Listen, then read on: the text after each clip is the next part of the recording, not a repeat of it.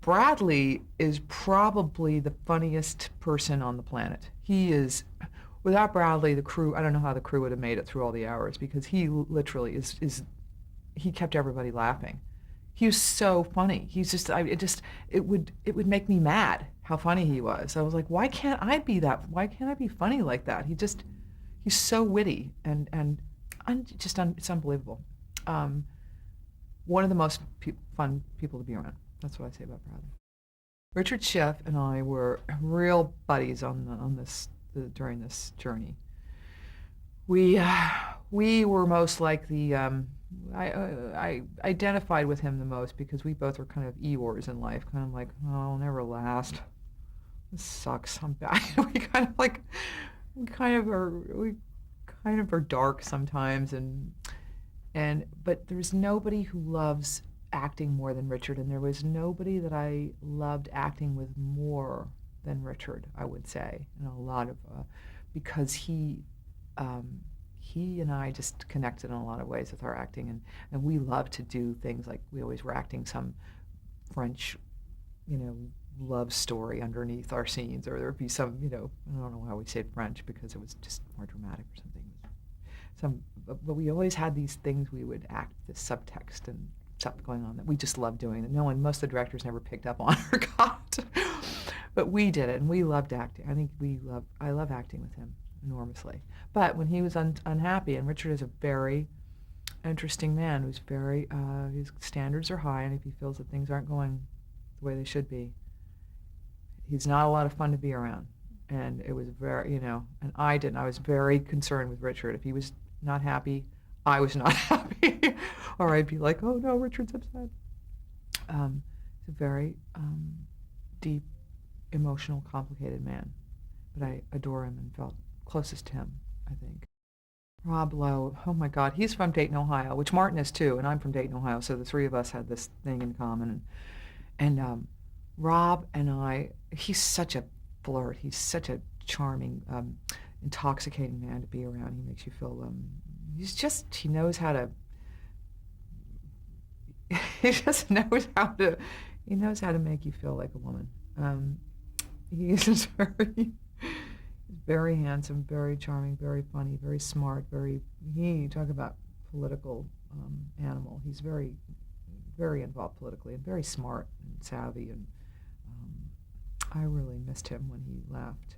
I don't want to speak for Rob, but I know that I'm not sure he was signed up for quite an ensemble show. I think he thought maybe it was going to be something a little different that way, and I'm not sure at that point in his career, he wanted to blend into an ensemble, which I totally understand for him where he was. And I think that was a little bit difficult for him, but I thought it was one of the best parts he ever did. I thought it was a great role for him. I wish he hadn't gone because I think it was an amazing role for him.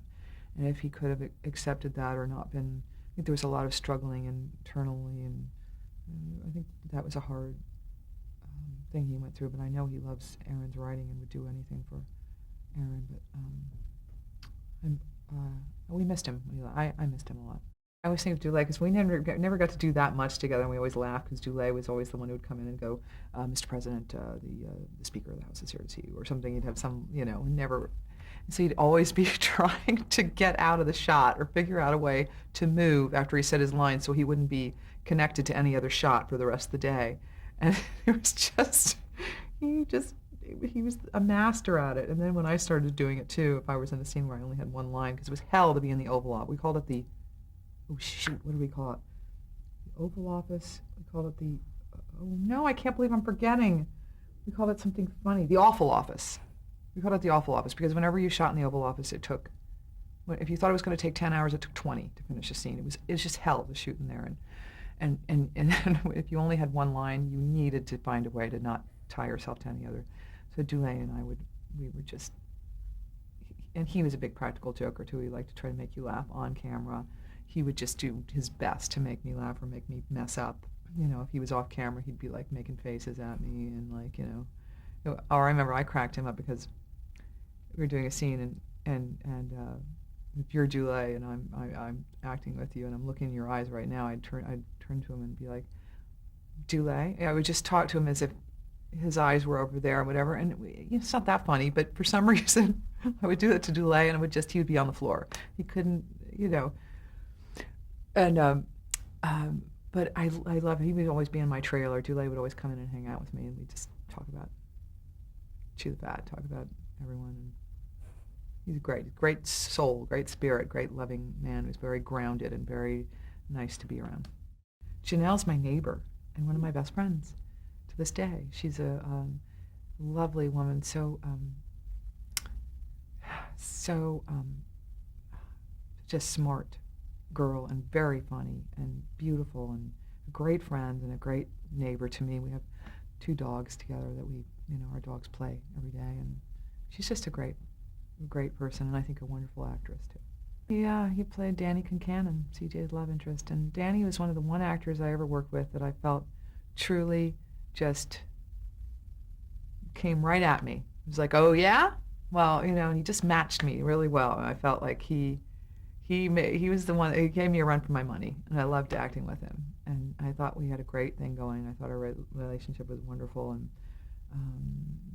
he's a very, very funny actor, also a very funny man, and one of the most supportive actors. I mean, he was so supportive of me and everything I went through in my life, professionally, personally. He's always just been another person who just decided that he adored me, and so it was always nice to have people who adore you to be telling you you're great, you're wonderful.